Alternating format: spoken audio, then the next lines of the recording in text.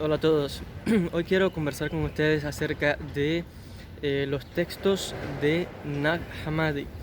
Son textos gnósticos del cristianismo, textos cristianos que realmente para los investigadores pues nos ha reintroducido hacia el mundo del gnosticismo cristiano, un mundo que había desaparecido prácticamente debido a los esfuerzos de los padres de la Iglesia por borrar toda evidencia de esta, digamos, escuela del pensamiento o esta rama del cristianismo también primitivo que pues fue muy perseguida y que casi que desaparece completamente, y que vamos a tener con estos textos que son descubiertos en el año 1945 en Egipto, donde dos granjeros debajo de una gran roca encuentran precisamente 13 volúmenes, son códices, estaban envueltos en cuero y atados con cintas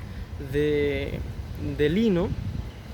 Pues se encuentran estos famosos textos de Nag Hammadi, que llevan el nombre precisamente porque es cerca de la localidad de Nag Hammadi en Egipto, donde se encontraron. Lo significativo es que les decía que estos textos o estos códices, 13 volúmenes en su interior, con más de 50 textos muy diferentes, desde evangelios, nuevos evangelios, hasta textos apocalípticos, con una versión totalmente diferente del cristianismo, para nada a lo que se conoce como el cristianismo tradicional o el cristianismo ortodoxo, que viene siendo normalmente lo que sabemos como los evangelios de Mateo, Marcos, Lucas, Juan, y lo que ha formado parte del Nuevo Testamento. También hay que decir que estos textos gnósticos pues presentan una imagen totalmente diferente de Jesús.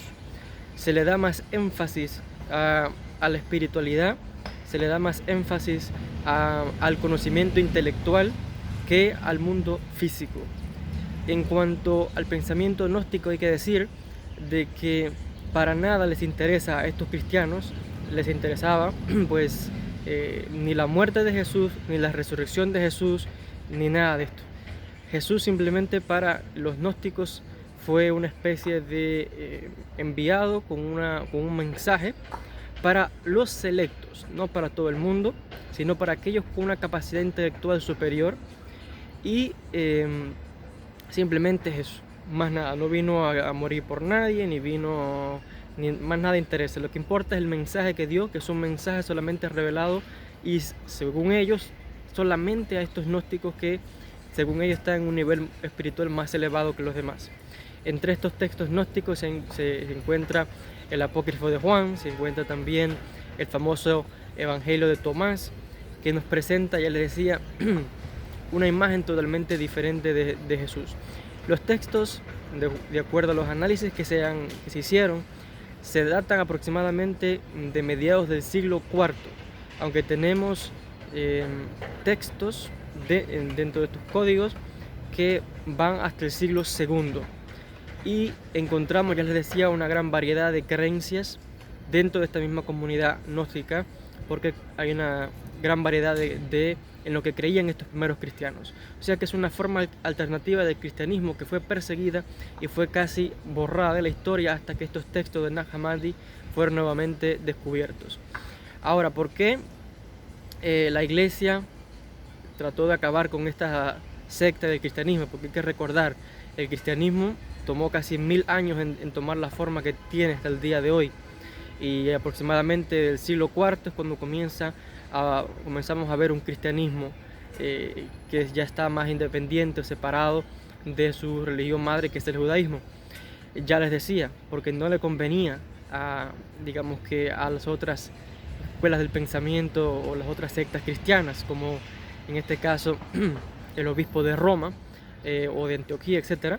Y por la visión que se da del cristianismo y la visión que se da de Jesús, como les decía, para nada importa ni su nacimiento, ni la resurrección, ni que murió, ni nada de esto, sino lo importante es simplemente el mensaje que dio. Ya les repito que también son muy diferentes a los textos de los evangelios, porque no narran nada tampoco de la vida de Jesús, ni nada de estos detalles, sino que son una serie de de mensajes esotéricos, de doble sentido, difíciles de interpretar, muy difíciles. Para que tengamos una idea, las creencias de estos gnósticos, estos cristianos gnósticos, para ellos habían diferentes escuelas, pero para ellos, unos decían, por ejemplo, de que Jesús simplemente era una especie de fantasma caminando por la tierra. Otros decían que simplemente no era hijo de Dios ni nada de esto, sino que simplemente era un enviado, una especie de profeta, de iluminador, de revelador, en este caso de un mensaje, que no hace falta ni creer en Jesús, ni en su muerte, ni nada de eso para salvarse, sino que simplemente se le agradece el mensaje que va a transmitir y a través de ese mensaje la persona puede adquirir la salvación individualmente, etcétera, etcétera, etcétera. O sea, una serie de creencias y variedades en cuanto a cómo reinterpretaron estos cristianos primitivos la figura de Jesús.